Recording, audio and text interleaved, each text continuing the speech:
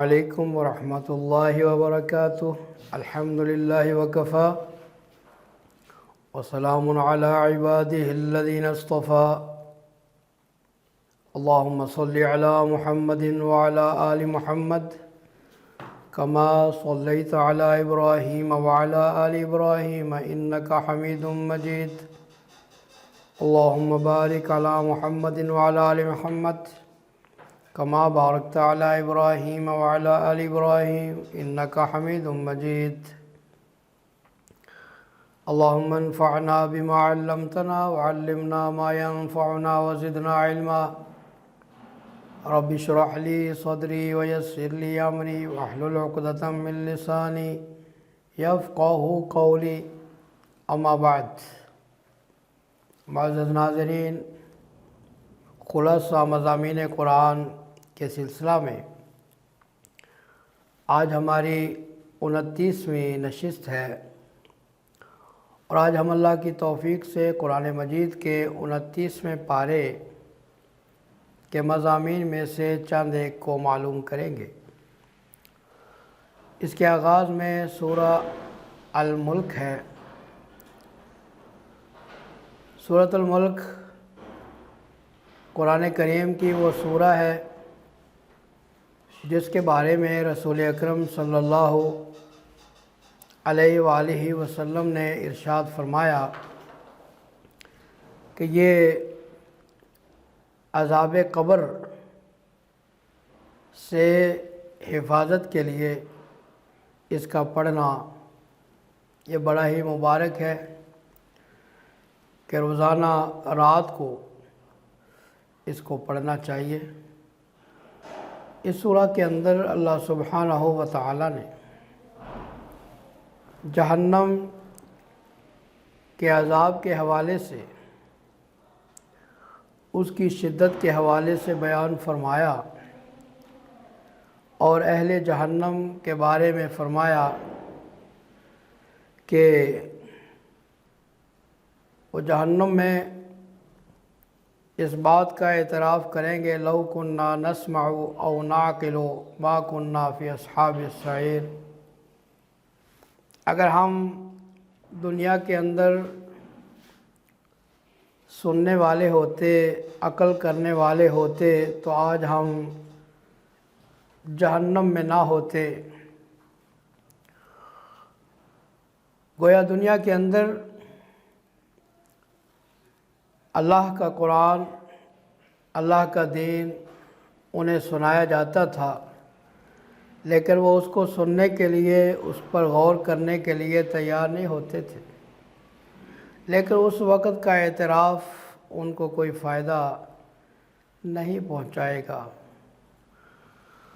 اللہ سبحانہ و تعالی نے سورہ القلم کے اندر قلم کی قسم کھائی، اور اپنے محبوب محمد کریم صلی اللہ علیہ وآلہ وسلم کے لیے ارشاد فرمایا ما انت بنعمت ربک بمجنون۔ آپ اپنے رب کے احسان کے ساتھ دیوانے نہیں ہیں، کیونکہ آپ صلی اللہ علیہ وآلہ وسلم نے جب رسالت کا اعلان فرمایا تو آپ کو طرح طرح کے طعنے دیے گئے، آپ کو برا بھلا کہا گیا، اور ان باتوں میں ایک یہ بھی تھا کہ نعوذ باللہ آپ دیوانے ہیں۔ فرمایا، اللہ نے قسم کھا کے فرمایا آپ دیوانے نہیں، اور اس کی وجہ یہ ہے کہ وَإِنَّكَ لَعَلَىٰ خُلُقٍ عَظِيمٍ، آپ خلق عظیم پر فائز ہیں۔ جو دیوانہ ہوتا ہے اس کے پاس تو اخلاق نام کی کوئی چیز ہی نہیں ہوتی، تو آپ کو اللہ تعالیٰ نے خلق عظیم کا ایک حسین پیکر بنا کے دنیا کے اندر بھیجا۔ سورہ القلم میں اللہ سبحانہ و تعالیٰ نے ان باغ والوں کا واقعہ بیان فرمایا کہ جو بخل سے کام لیتے تھے، اللہ کی راہ میں مال کو خرچ نہیں کرتے تھے، اور غریبوں میں مسکینوں میں ان کا حق ان کو نہیں دیتے تھے۔ فرمایا کہ جب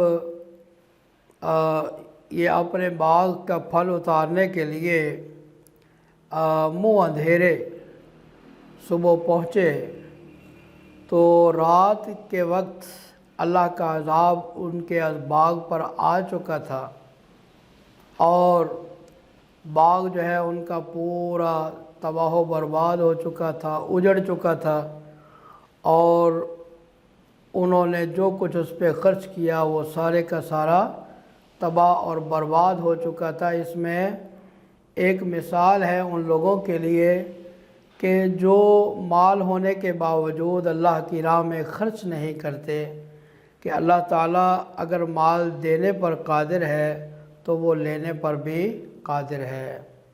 سورہ الحاقہ میں اللہ سبحانہ و تعالیٰ نے دو مختلف قسم کے لوگوں کا ذکر فرمایا۔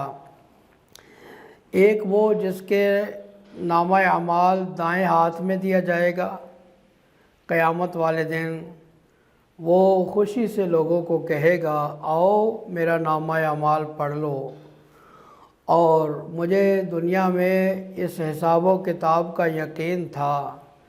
فرمایا وہ من پسند زندگی میں ہوگا، اور وہ بلند باغات کے اندر ہوگا جس کے خوشے اور پھل جھکے ہوئے ہوں گے، اور حکم ہوگا کھاؤ اور پیو خوشی کے ساتھ۔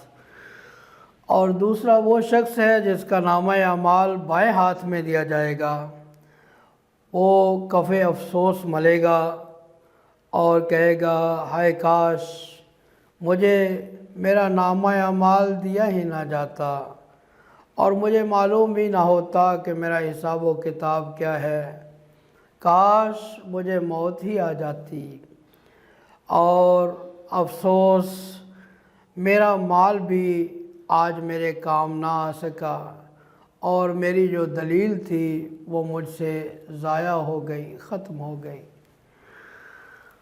حکم آئے گا خذوہ فغلوہ، پکڑ لو اس کو اور اس کو توقوں کے اندر جکڑ دو، ثم الجحیم صلوہ، جہنم میں اس کو داخل کر دو، ثم فی سلسلۃ ذرعہا 70 ذراعا فاسلکوہ، پھر 70 ہاتھ لمبی زنجیروں کے اندر اس کو پرو دو۔ اللہ تعالیٰ سے دعا ہے کہ رب العالمین ہمیں ان خوش نصیبوں میں فرمائے کہ جن کا نامہ اعمال قیامت والے دن دائیں ہاتھ میں ہوگا۔ فرمائے یہ جو بائیں ہاتھ والا ہے اس کا جرم کیا ہے، اِنَّهُ كَانَ لَا يُؤْمِنُ بِاللَّهِ الْعَظِيمِ، اللہ پر اس کا ایمان ہی نہیں تھا، عظمت والے اللہ پر۔ وَلَا يَحُضُّ عَلَىٰ طَعَامِ الْمِسْكِينِ، مسکینوں کو کھانا نہیں کھلایا کرتا تھا۔ فرمایا فَلَيْسَ لَهُ الْيَوْمَ هَاهُنَا حَمِيمٌ، آج یہاں آج کے دن اس کا کوئی دوست نہیں ہوگا۔ اللہ اکبر۔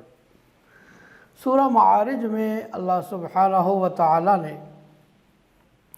اس بات کا بیان فرمایا کہ قیامت والے دن اللہ سبحانہ و تعالیٰ کے دربار میں جو مجرم ہے وہ فدیہ کے طور پر پیش کرے گا اپنی اولاد کو، اپنی بیوی کو، اپنے بھائیوں کو، اپنی ماں کو۔ کیا کہے گا اللہ؟ مجھے چھوڑ دے، میری اولاد کو پکڑ لے، مجھے چھوڑ دے، میری بیوی کو میری جگہ پکڑ لے، میرے بھائیوں کو بہنوں کو پکڑ لے، میری ماں باپ کو پکڑ لے۔ وَمَنْ فِي الْأَرْضِ جَمِيعًا ثُمَّ يُنْجِي، اے اللہ پوری زمین میں جو کوئی بھی ہے سب کو پکڑ لے، میری جگہ پر مجھے چھوڑ دے۔ اللہ اکبر۔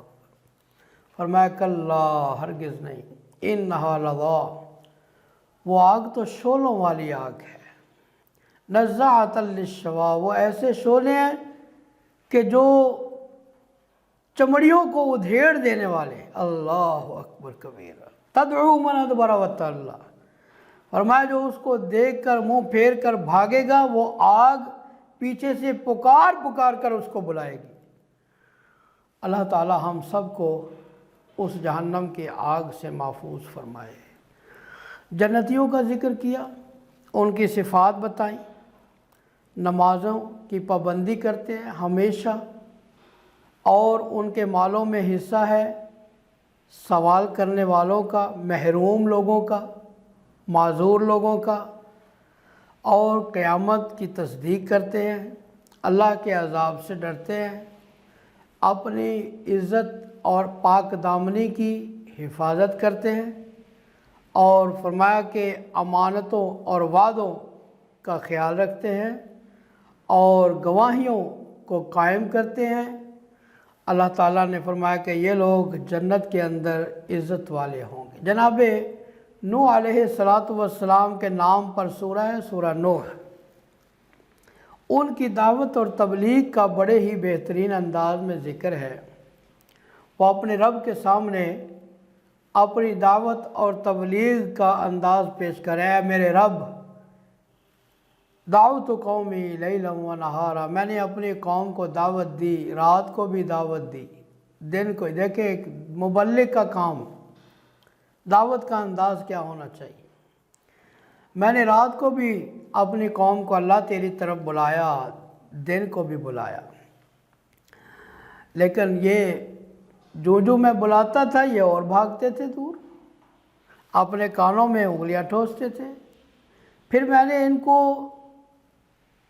اعلانیہ بھی بلایا، پھر میں نے ان کو چھپ چھپ کے بھی بلایا، اور ان سے کہا کہ اے میرے قوم والو، اپنے رب سے استغفار کرو۔ جب تم استغفار کرو گے، اللہ سے معافی مانگو گے، اللہ تم پہ رحمت کی بارش بھی نازل کریں گے، تمہیں اللہ مال اور بیٹے عطا کر کے تمہاری مدد بھی کریں گے، تمہارے لیے باغات اور نہروں کو بھی اللہ تعالیٰ جاری کریں گے۔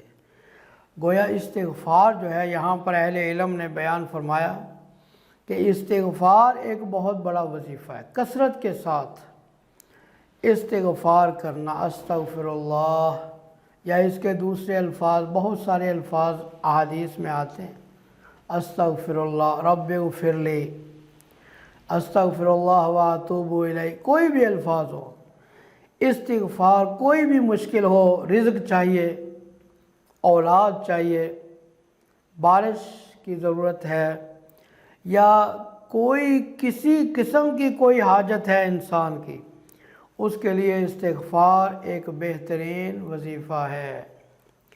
سورہ الجن ہے۔ سورہ الجن کے اندر اللہ سبحانہ و تعالیٰ نے جنات کی وہ گفتگو جو انہوں نے کی تھی، اللہ نے مفصل یہاں پر بیان فرمائی کہ ہم نے ایسا قرآن سنا ہے جو بڑا عجیب ہے۔ جنات کی الفاظ خلاصہ آپ کی خدمت میں پیش کر رہا ہوں، اور ایسا قرآن کہ جو ہدایت کی طرف رہنمائی کرتا ہے، ہم اس پر ایمان لائے، اور ہم اپنے رب کے ساتھ کسی کو شریک نہیں بنائیں گے۔ ہمارے رب کی بزرگی بڑی بلند ہے، اور ہم میں سے جو بے وقوف لوگ ہیں، اللہ تعالیٰ کے بارے میں غلط باتیں کرتے رہے، اور اب ہمیں یہ یقین ہے کہ کوئی جن، کوئی انسان اللہ تعالیٰ پر کوئی جھوٹ نہیں باندھ سکتا، اور جنات میں سے کچھ لوگوں کی پناہ مانگتے تھے انسانوں میں سے کچھ لوگ، اور جو وہ پناہ مانگتے تھے وہ انہیں اور زیادہ خوفزدہ کرتے تھے، اور فرمایا کہ جو ہے یہ گمان کرتے تھے کہ اللہ تعالیٰ تو مرنے کے بعد اٹھائے گا ہی نہیں۔ ہم نے آسمان کو دیکھا ہے کہ اس کی حفاظت کی جا رہی ہے، اور جو بھی آسمان پر جاتا ہے سننے کے لیے، اس کو شہاب ثاقب مارے جا رہے ہیں۔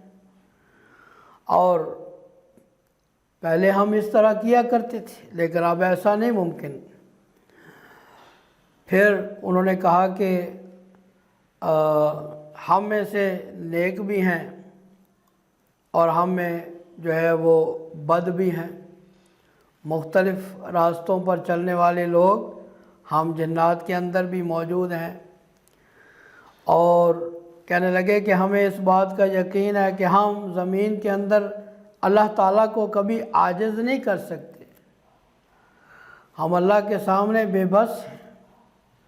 اور جب ہم نے یہ سنا تو ہم اس پر ایمان لے آئے، اور ہم میں کوئی مسلمان ہے کوئی کافر ہے۔ تو یہ ساری گفتگو جنات کی ہے جو اللہ نے یہاں پر ذکر فرمائی، اور ساتھ ہی اپنے پیارے پیغمبر محمد عربی صلی اللہ علیہ وسلم کے حوالے سے فرمایا، قل انما ادعو ربی ولا اشرک بہ احدا، اے پیغمبر کہہ دو میں اپنے رب کو پکارتا ہوں اور میں اس کے ساتھ کسی کو شریک نہیں بناتا۔ اللہ اکبر! آج لوگ اللہ کے پیارے پیغمبر کو پکارتے ہیں، نعوذ باللہ من ذالک، ان کو مدد کے لیے آوازیں دیتے ہیں، لیکن اللہ اپنے پیغمبر کو کیا کہہ رہے ہیں کہ آپ یہ کہہ دو انما ادعو ربی، میں اپنے رب کو پکارتا ہوں۔ اور ساتھ کیا کہا، قل انی لا املک لکم ضرا ولا رشدا، یہ بھی کہہ دو کہ میں تمہارے لیے کسی نفع نقصان کا مالک نہیں ہوں۔ دیکھیں کتنا واضح اعلان ہے قرآن کریم کا۔ آج لوگ سمجھتے ہیں کہ نعوذ باللہ ہمارے پیارے پیغمبر صلی اللہ علیہ وآلہ وسلم وہ ہمارے نفع نقصان کے مالک ہیں اور وہ جو چاہیں وہ کر سکتے ہیں۔ میرے معزز ناظرین، مسلمان بھائیوں، میری بہنوں، اس میں کوئی شک نہیں کہ ہمارے آقا علیہ الصلوۃ والسلام کا مقام اس پوری کائنات میں سب سے زیادہ افضل ہے، اور اللہ کی پوری مخلوقات میں آپ سے زیادہ افضل کوئی نہیں۔ لیکن اس کا معنی یہ ہرگز نہیں کہ آپ اللہ کے شریک ہیں۔ وہ شان جو اللہ کی ہے وہ اللہ کی ہے، اور جو شان ہمارے آقا کی ہے وہ آپ کے آقا کی ہے۔ آپ کی شان یہ ہے کہ آپ سے بڑھ کر پوری کائنات میں اللہ کی بندگی کرنے والا اور کوئی نہیں ہے۔ تو فرمایا کہ کہہ دو میں تمہارے نفع نقصان کا مالک نہیں ہوں۔ سورہ المزمل ہے۔ اس سورہ میں اللہ تعالیٰ نے اپنے محبوب علیہ الصلوۃ والسلام کو رات کے قیام کے حوالے سے ہدایات دی، اور پھر اس کے ساتھ ساتھ بتایا کہ آپ رات کا قیام کریں، آدھی رات قیام کر لیں، آدھی رات سے کچھ کم کر لیں، یا اس سے کچھ زیادہ کر لیں۔ یعنی گویا اللہ تعالیٰ اپنے محبوب علیہ الصلوۃ والسلام کو یہ ہدایت دے رہے ہیں کہ آپ پوری رات قیام نہ کیا کریں، عبادت میں نہ گزارائیں، کچھ وقت آپ آرام بھی کر لیا کریں۔ اللہ اکبر کبیرہ۔ اور اہل ایمان کے حوالے سے بھی قیام اللیل کے حوالے سے رات کی عبادت کے، یہ رات کی جو نماز ہے اس کی احادیث میں بھی بڑی فضیلت آئی ہے، اور ایک حدیث پاک میں آتا ہے کہ رسول اکرم صلی اللہ علیہ وآلہ وسلم نے فرمایا کہ جو آدمی رات کی نماز میں 10 آیتیں پڑھ لیتا ہے، 10 آیتوں کے ساتھ قیام کر لیتا ہے، وہ غافلین کی صف سے نکل جاتا ہے۔ اور جو انسان 100 آیتوں کے ساتھ قیام کر لیتا ہے، فرمایا کہ وہ قانتین میں لکھا جاتا ہے۔ اور جو آدمی 1000 آیتوں کے ساتھ قیام کرتا ہے وہ مقنطرین کے اندر شامل ہو جاتا ہے۔ بڑی فضیلت، بڑی عظمت۔ اور رسول اکرم صلی اللہ علیہ وآلہ وسلم نے فرمایا کہ افشوا السلام، سلام کو عام کرو، واطعموا الطعام، لوگوں کو کھانا کھلاؤ، واصلوا الارحام، رشتہ داریوں کو ملاؤ، وصلوا باللیل والناس نیام، جب لوگ سو رہے ہوں رات کو اس وقت نماز پڑھو، تدخلوا الجنت بالسلام، تم سلامتی کے ساتھ جنت میں داخل ہو جاؤ گے۔ تو اس کے حوالے سے ہمیں ضرور کوشش کرنی چاہیے۔ اللہ توفیق عطا فرمائے۔ سورہ المدثر ہے۔ سورہ المدثر میں اللہ سبحانہ و تعالیٰ نے اپنے محبوب علیہ السلام کو دعوت اور تبلیغ کا حکم دیا۔ یا ایھا المدثر قوم فانذر وربک، کھڑے ہو جاؤ اور لوگوں کو ڈراؤ۔ اللہ اکبر۔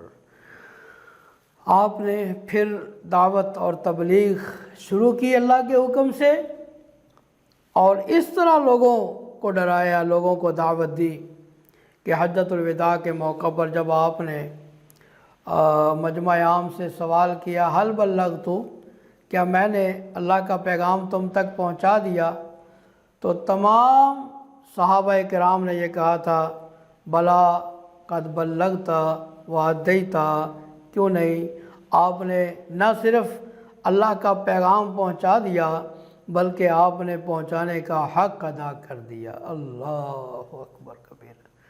سورہ المدثر اس حوالے سے بڑی ہی پیاری سورہ ہے۔ اس میں اللہ تعالیٰ کے نافرمانی کرنے والے، ہٹ دھرمی کرنے والے لوگ، دنیا کے حریص لوگ، ان کا بھی تذکرہ کیا گیا ہے، اور جہنم میں لوگ کیوں جائیں گے۔ جب جنتی ان سے پوچھیں گے ما سلککم فی سقر، تمہیں کون سی چیز جہنم میں لے گئی، تو کہیں گے لم نک من المصلین، ہم نمازی نہیں تھے، اس کی وجہ سے ہم جہنم میں آئے۔ وَلَمْ نَكُ نُطْعِمُ الْمِسْكِينَ، ہم مسکینوں کو کھانا نہیں کھلاتے تھے۔ وَكُنَّا نَخُوضُ مَعَ الْخَائِضِينَ، جس طرح لوگ کھیل تماشے میں لگے ہوئے تھے ہم بھی لگے ہوئے تھے۔ وَكُنَّا نُكَذِّبُ بِيَوْمِ الدِّينِ، ہم تو جزا اور سزا کو جھٹلاتے تھے، ہم مانتے ہی نہیں تھے۔ اللہ اکبر۔ سورہ القیامہ ہے، جس طرح کہ اس کے نام سے ظاہر ہے قیامت کا اس کے اندر ذکر ہے۔ اللہ تعالیٰ نے قیامت کے دن کی قسم کھائی ہے اس سورہ کے اندر، اور وہ انسان کے جو قیامت کا انکار کرتا ہے اس کے لیے اللہ تعالیٰ نے بڑے ہی واضح بلیغ انداز میں دلائل پیش فرمائے، اور اپنے محبوب صلی اللہ علیہ وآلہ وسلم سے فرمایا کہ آپ جب ہم وہی نازل کر رہے ہوں تو آپ جلدی جلدی زبان کو حرکت نہ دیا کریں۔ اللہ کے پیارے پیغمبر صلی اللہ علیہ وآلہ وسلم جو ہیں وہ بار بار دہراتے تھے، پڑھتے تھے جب جبریل امین وحی لے کر آتے کہ کہیں مجھے بھول نہ جائے، تو اللہ تعالیٰ نے یہاں پر یہ فرمایا کہ لا تحرک بہ لسانک لتعجل بہ ان علینا جمعہ وقرآن، یہ قرآن کو آپ کے سینہ میں جمع کرنا یہ ہماری ذمہ داری ہے۔ اللہ اکبر۔ تو چنانچہ پیارے پیغمبر صلی اللہ علیہ وآلہ وسلم اس کے بعد پھر خاموش رہتے، جب جبریل امین وحی کو مکمل کرتے تو پوری وحی قرآن کریم کی آپ کے سینے میں محفوظ ہو چکی ہوتی۔ تو یہ اللہ تعالیٰ کا ایک اعجاز تھا، اللہ کا آپ پر ایک احسان تھا۔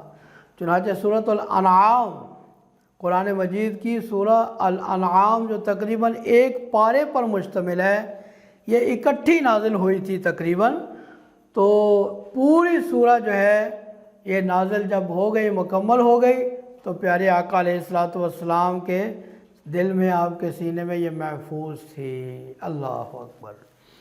سورہ الدہر ہے، اس کو سورۃ الانسان بھی کہتے ہیں۔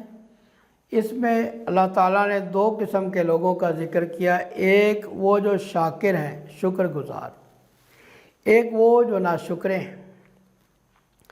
جو ناشکرے لوگ ہیں ان کے لیے جہنم کا مختصر ذکر ہے، اور شکر گزار لوگوں کے لیے تفصیلی اللہ تعالیٰ نے ان کی نعمتوں کا، جنت کی نعمتوں کا یہاں پر ذکر کیا ہے کہ ان کے لیے جو چشمے ہوں گے، ان کے لیے جو غلمان ہوں گے، اور ان کے لیے جو باغات ہوں گے، جو نعمتیں ہوں گی، اور ان کے جو لباس ہوں گے، اللہ تعالیٰ نے مفصل اس سورہ کے اندر ان کا تذکرہ فرمایا ہے۔ اللہ تعالیٰ سے دعا ہے کہ رب العالمین ہمیں ان شکر گزار بندوں کے اندر شامل ہونے کی توفیق عطا فرمائے۔ سورہ المرسلات، یہ بھی بنیادی طور پر آخرت کے مضامین کے اوپر یہ مشتمل ہے، اور اس میں ایک آیت کو بار بار رپیٹ کیا گیا ہے. وہ آیت کیا ہے؟ وَيْلٌ يَوْمَئِذٍ لِّلْمُكَذِّبِينَ. وَيْلٌ يَوْمَئِذٍ لِّلْمُكَذِّبِينَ. ویل ہے قیامت کے دن، ویل ہے کن کے لیے؟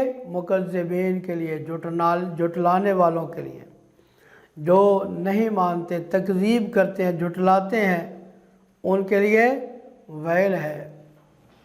اور اللہ تعالیٰ نے بڑے بلیغ انداز فرمایا کہ یہ پہاڑ ہم نے نہیں بنائے، یہ زمین ہم نے نہیں بنائی، اور انسان کو ہم نے کس طرح بنایا؟ فرمایا کہ یہ ساری چیزیں جب ہم بنا سکتے ہیں تو انسان کو دوبارہ زندہ کرنا یہ ہمارے لیے کیا مشکل ہے. اور فرمایا جو پرہیزگار لوگ ہوں گے، جو متقین لوگ ہوں گے، وہ اللہ کی نعمتوں میں ہوں گے اور چشموں کے اندر ہوں گے. اور فرمایا کہ اللہ تعالیٰ کی نعمتوں کے اندر، جنات کے اندر اللہ ان کا ٹھکانہ کرے گا. اور جو مجرم ہوں گے، اللہ تعالیٰ ان سے کہتے ہیں کہ دنیا کے اندر فائدہ اٹھا لو، کھا لو، کلو و تمتعوا قلیلا انکم مجرمون. جتنا دنیا کے اندر کھانا ہے، موجیں کرنی ہے، کر لو، تم مجرم ہو، اور آخرت میں تمہارے لیے کچھ نہیں ہوگا. ویل یومئذ للمکذبین. ویل، یہ بار بار اللہ تعالیٰ اس بات کا اعلان کر رہے ہیں. اور حدیث پاک کے اندر آتا ہے ویل کے بارے میں، فرمایا یہ جہنم کی وہ وادی ہے کہ فرمایا کہ جو اتنی گرم ہے کہ اگر دنیا کے پہاڑ بھی اس کے اندر ڈالے جائیں تو یہ پگھل جائیں. اللہ اکبر. اللہ تعالیٰ ہم سب کو اس سے محفوظ فرمائے. اور آخر میں اللہ فرماتے ہیں فَبِأَيِّ حَدِيثٍ بَعْدَهُ يُؤْمِنُونَ. اس حدیث کے بعد، قرآن کے بعد، اس کلام کے بعد کون سا کلام ہے جس کے اوپر وہ ایمان لائیں گے؟ تو یہ قرآن کریم کے 29ویں پارے کے مضامین میں سے چند ایک آپ کی خدمت میں پیش کیے ہیں. اللہ سبحانہ و تعالیٰ نے چاہا تو اگلی نشست میں قرآن مجید کے آخری پارے 30ویں پارے کے حوالے سے آپ کے سامنے مختصر گزارشات پیش کی جائیں گی. اللہ تعالیٰ ہم سب کو قرآن کریم کو سمجھ کر عمل کی توفیق عطا فرمائے. وما علینا الا البلاغ المبین. وآخر دعوانا ان الحمد للہ رب العالمین.